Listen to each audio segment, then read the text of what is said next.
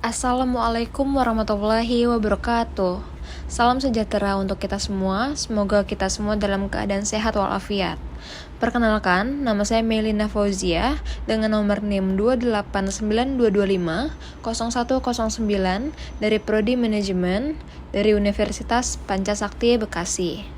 Pada pertemuan kali ini di mata kuliah Ekonomi Internasional dengan dosen pengampu Ibu Wina Sarikussumaning Tias, di sini kita akan membahas mengenai mekanisme pembayaran internasional. Ada beberapa materi yang akan kita bahas. Yang pertama mengenai pentingnya pembayaran internasional, yang kedua jenis-jenis pembayaran internasional, dan yang ketiga dari kondisi harga. Yang pertama kita masuk ke pembahasan mengenai pengertian pembayaran internasional. Jadi mekanisme pembayaran internasional adalah proses transfer dana antara negara-negara yang terlibat dalam transaksi perdagangan internasional atau transaksi keuangan lainnya.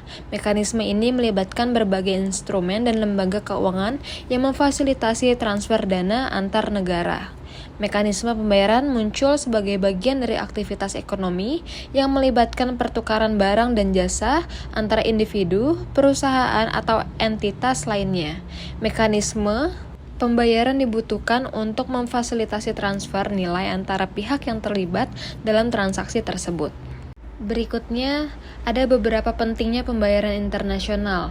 Yang pertama, memfasilitasi perdagangan global. Pembayaran internasional memungkinkan transaksi antar perusahaan atau individu di negara yang berbeda. Tanpa sistem pembayaran yang efisien, perdagangan internasional akan terhambat. Misalnya, perusahaan yang menjual barang ke luar negeri harus dapat menerima pembayaran dalam mata uang asing atau dalam bentuk sistem pembayaran yang diakui secara internasional. Yang kedua, penyelesaian transaksi dalam mata uang yang berbeda.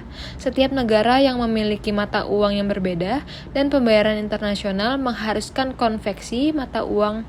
Sistem pembayaran internasional yang efisien memungkinkan konversi mata uang dengan biaya rendah dan risiko yang terkendali. Yang penting dalam menghindari fluktuasi nilai tukar yang dapat merugikan. Yang ketiga, pengelolaan risiko mata uang. Dalam perdagangan internasional, kurs mata uang dapat berubah-ubah yang mempengaruhi harga barang dan biaya transaksi. Sistem pembayaran internasional yang canggih memungkinkan perusahaan untuk mengelola risiko mata uang ini melalui instrumen seperti kontrak berjangka, sehingga mengurangi potensi kerugian akibat fluktuasi nilai tukar. Yang keempat, perluasan pasar dan akses ke konsumen global. Dengan adanya sistem pembayaran internasional, perusahaan dapat menjual produk dan layanan mereka ke pasar global tanpa terbatas oleh batasan geografis. Pembayaran internasional memungkinkan bisnis untuk menerima pembayaran dari konsumen internasional dengan cara yang aman dan efisien. Kelima, mendukung investasi asing. Pembayaran internasional juga sangat penting dalam mendukung investasi asing langsung. Investor asing perlu melakukan transaksi finansial dengan perusahaan atau individu di negara lain yang memerlukan sistem pembayaran yang transparan dan dapat diandalkan untuk mengirimkan dana antar negara. Yang keenam, ada penyelesaian utang dan jasa. Pembayaran untuk jasa. Negara-negara dan perusahaan juga sering terlibat dalam perjanjian utang internasional atau pembayaran untuk jasa seperti konsultasi, lisensi teknologi, dan lainnya. Tanpa sistem pembayaran internasional, penyelesaian kewajiban finansial antara pihak-pihak ini akan terhambat. Yang ketujuh, keamanan dan perlindungan. Sistem pembayaran internasional memberikan tingkat keamanan tinggi untuk melindungi kedua belah pihak dalam transaksi dari penipuan atau kesalahan dalam transfer uang. Lembaga-lembaga seperti Bank Sentral dan Lembaga Keuangan Internasional menetapkan standar untuk transaksi pembayaran internasional yang aman. Dan yang kedelapan, transfer remitansi. Di banyak negara berkembang, pengiriman uang dari imigran ke keluarga mereka di negara asal sangat penting bagi perekonomian. Pembayaran internasional memungkinkan proses remitansi yang cepat dan murah, yang sangat membantu perekonomian negara-negara penerima remitansi. Berikutnya ada jenis-jenis alat pembayaran internasional. Yang pertama, uang tunai. Salah satu alat pembayaran internasional yang umum digunakan adalah dengan menggunakan uang tunai. Pembayaran tunai seringkali menjadi pilihan saat eksportir dan importir belum memiliki hubungan yang kuat. Melalui pembayaran tunai, importir dapat menggunakan mata uang eksportir untuk melakukan transaksi. Mata uang dari berbagai negara yang dikenal sebagai valuta asing. Tidak hanya digunakan untuk pembelian barang, tetapi juga dapat diperdagangkan di pasar valuta asing. Yang kedua, kompensasi pribadi. Kompensasi pribadi adalah salah satu bentuk alat pembayaran internasional yang mana warga negara suatu negara membayar kepada warga negara lainnya. Ini bisa dianggap sebagai cara sederhana untuk melakukan pertukaran antar negara dengan sistem yang diatur di masing-masing negara. Yang ketiga, pay letter. Skema pembayaran pay letter seringkali digunakan ketika eksportir dan importir belum terlalu akrab antara satu sama lain. Konsep mirip dengan pemberian kredit, di mana barang atau jasa diberikan terlebih dahulu sebelum pembayaran dilakukan. Yang keempat, letter of credit. Dalam perdagangan internasional, letter of credit merupakan alat pembayaran internasional yang penting. Importir dapat meminta pinjaman dari bank, dan jika bank menyetujui, maka akan dikeluarkan surat kredit. Surat kredit berfungsi sebagai jaminan pembayaran bagi eksportir dan menggantikan peran kredit dalam transaksi. Yang kelima, cek. Cek merupakan alat pembayaran internasional yang lebih umum digunakan, biasanya berupa selembar kertas dengan nilai nominal tertentu. Selain dipakai dalam transaksi domestik, cek juga sering digunakan dalam transaksi lintas negara. Yang keenam, wesel. Meskipun merupakan metode transaksi yang lebih tradisional, wesel masih umum digunakan menjadi alat pembayaran internasional. Wesel adalah surat pos yang digunakan untuk mengirimkan uang atau alat pembayaran ke bank dan bisa diuangkan oleh si penerima. Berikutnya ada kondisi harga.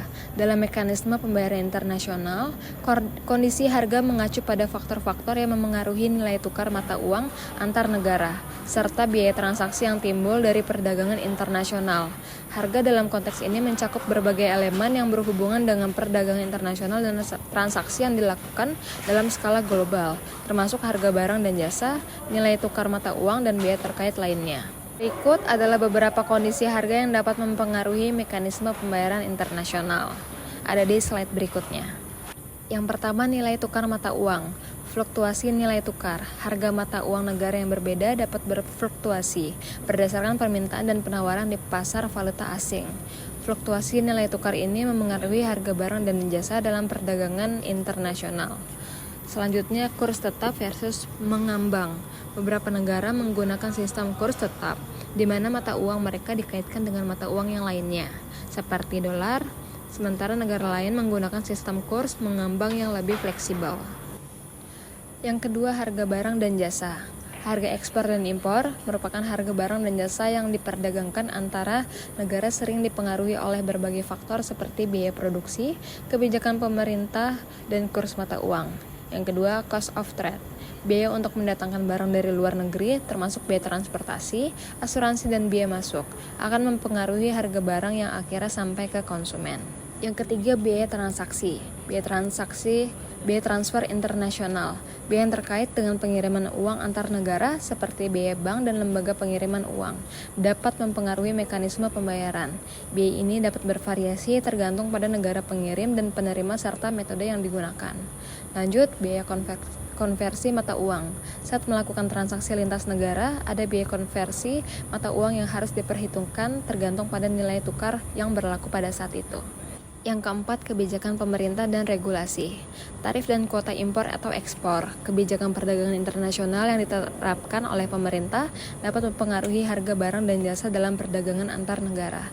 Misalnya, biaya masuk atau tarif yang lebih tinggi akan membuat barang impor lebih mahal, yang pada gilirannya mempengaruhi harga barang domestik. Selanjutnya, subsidi pemerintah. Beberapa negara memberikan subsidi pada produk ekspor mereka yang dapat menurunkan harga barang yang dijual di luar negeri, mempengaruhi harga dalam mekanisme pembayaran internasional. Yang kelima, inflasi dan suku bunga. Inflasi yaitu tingkat inflasi yang berbeda antar negara-negara dapat mempengaruhi daya beli dan harga barang di negara tersebut. Jika di negara A mengalami inflasi tinggi, barang-barang yang diekspor dari negara A menjadi lebih mahal di pasar internasional, sementara barang impor menjadi lebih murah. Selanjutnya suku bunga. Perbedaan suku bunga antar negara dapat mempengaruhi keputusan investor dan spekulasi mata uang, yang pada gilirannya mempengaruhi nilai tukar dan harga barang dalam perdagangan internasional. Kita bisa ambil kesimpulan dari beberapa pembahasan yang tadi kita bahas sebelumnya. Jadi kesimpulannya itu mekanisme pembayaran internasional merujuk pada sistem dan proses yang digunakan untuk menyelesaikan transaksi antara pihak-pihak di negara yang berbeda. Hal ini melibatkan berbagai instrumen, prosedur, dan metode untuk mentransfer dana lintas batas, termasuk penggunaan mata uang, sistem perbankan, serta berbagai platform dan teknologi yang memfasilitasi pembayaran internasional. Selanjutnya, mekanisme pembayaran internasional berfungsi sebagai tulang punggung sistem perdagangan global, memfasilitasi aliran barang dan jasa antar negara. Keberhasilan sistem pembayaran internasional bergantung pada stabilitas nilai tukar, keandalan sistem perbankan, serta efisiensi dan biaya transaksi. Seiring dengan berkembangnya teknologi dan digitalisasi, sistem pembayaran internasional semakin berkembang menjadi lebih cepat, murah, dan aman, sehingga mendukung pertumbuhan perdagangan dan investasi internasional. Sekian materi yang saya sampaikan mengenai mekanisme pembayaran internasional. Semoga bisa bermanfaat untuk saya dan teman-teman semuanya. Sekian dan terima kasih. Assalamualaikum warahmatullahi wabarakatuh.